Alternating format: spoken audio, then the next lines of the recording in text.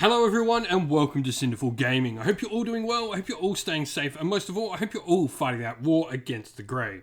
Today's video, we're going to talk getting started with Warhammer Age of Sigmar, and today we're going to be looking at the Fyreslayers, and in particular the Vostarg Lodge of the Fyreslayers.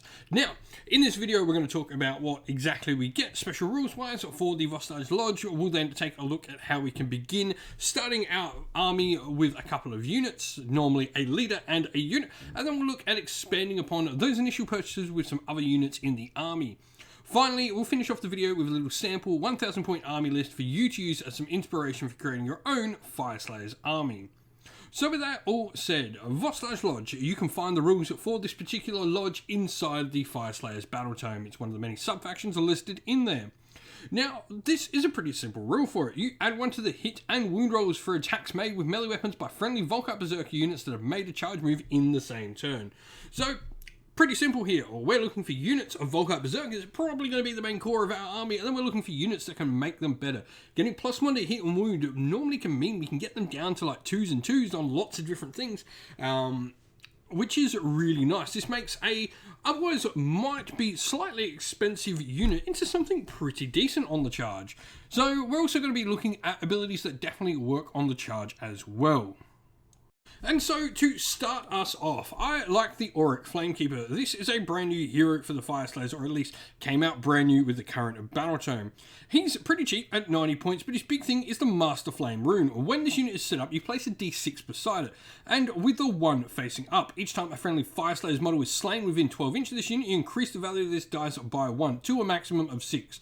It's a 6-sided dice. You can't place a d20 next to it. Once per turn, at the start of the combat phase, if the value of this dice besides this unit is a 6, you can say that this unit will draw upon the power of the runes of their fallen brethren, and if you do so, you pick a friendly Auric Hearthguard Berserker, or Volkite Berserker unit, importantly, wholly within 12 inch, and apply one of the following effects to that unit. Then change the value of this dice to 1. Now, the abilities you can get are a ward save of 6+. You can choose to have, if this a model in that unit has been slain and not yet fought, it gets to fight before it's removed from play. If this unit is within 12 inch of an enemy unit and not within 3 inch of enemy units that unit has not run or retreated in the same turn, it can immediately attempt to charge, or you can add one to the damage characteristic of the unit's weapons. All pretty nice abilities, which I really like.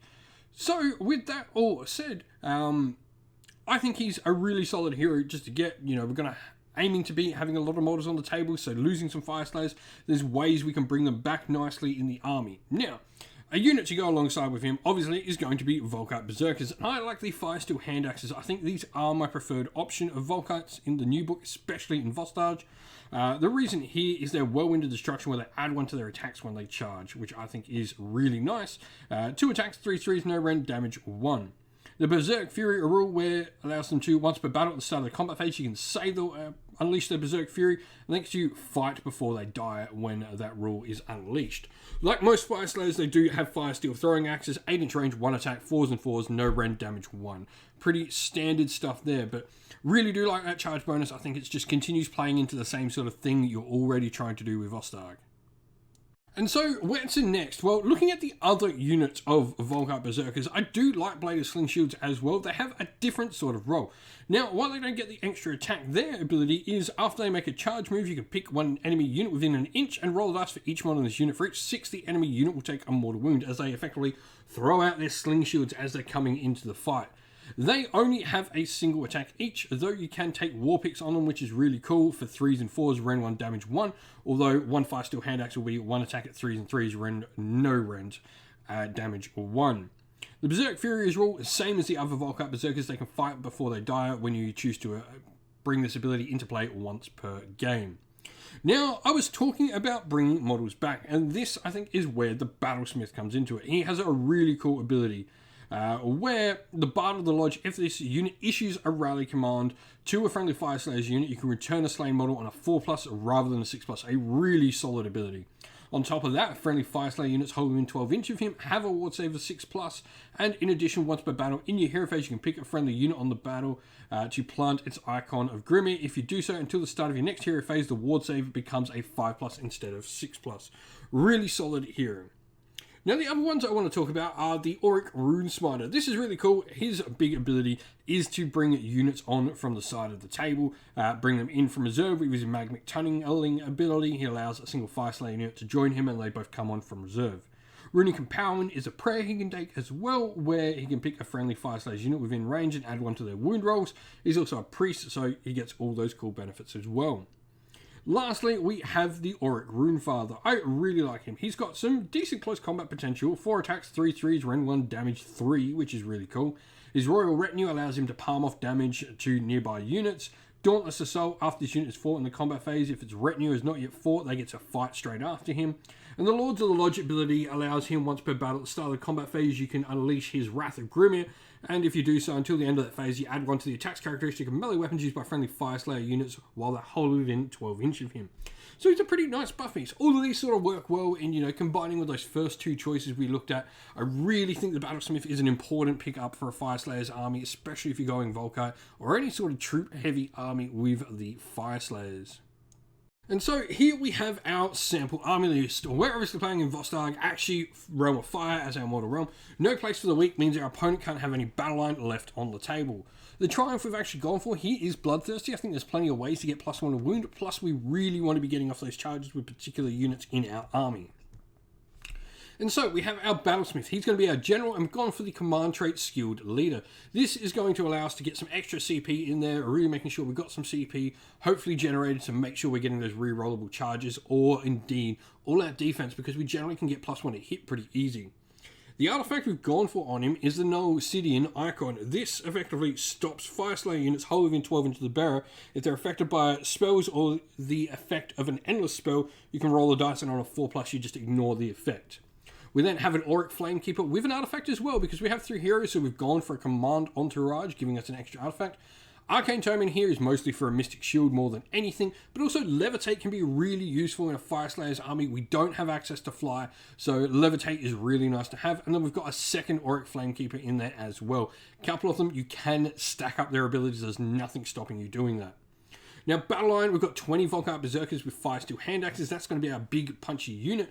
Normally, we want a Battlesmith and probably our Auric Flamekeeper with the artifact near them. And then we've got 2 units of bladed Sling Shield Volkite Berserkers.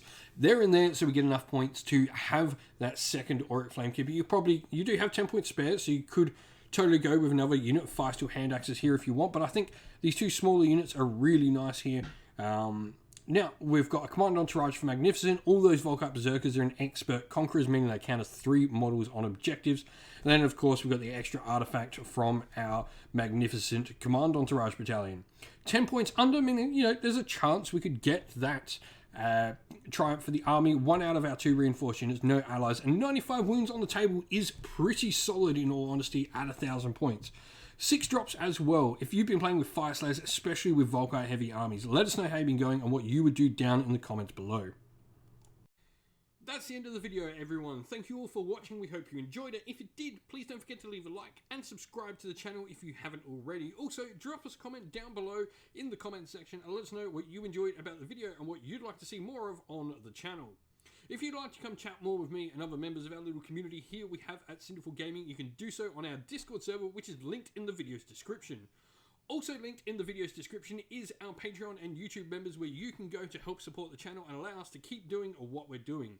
As a special thank you to our Patreons and YouTube members, we'd like to give them all a shout out. So thank you to our Patreons: Christian Weir, Soren, Greenskins Gaming, Kenny Lower, Outer Shot First, Andrew Bowen, Nathan Fee, The Rising Ape, Q Dynamic, Anthony B, JJ Austrian, Average Wargamer, Domir, Mark Harvey, James Cater, Derek, and Giappy390, and to our YouTube members: Greenroots Gaming, Kenton Young, Ronya, Lockloric, The Johnny84, David Ellsworth, Wolfric Nick, Broken Chef, Ariana Edwards, Revenar, Pink Nico Fire, Robin Mankiller, and Monty's Tabletop Terrain. And lastly, a special thanks to Lady Witchfox Art, who does all the amazing artwork you see on the channel. Thank you all for watching. Once again, stay safe, stay well, and most of all, keep fighting that war against the grey. Ciao for now, everyone.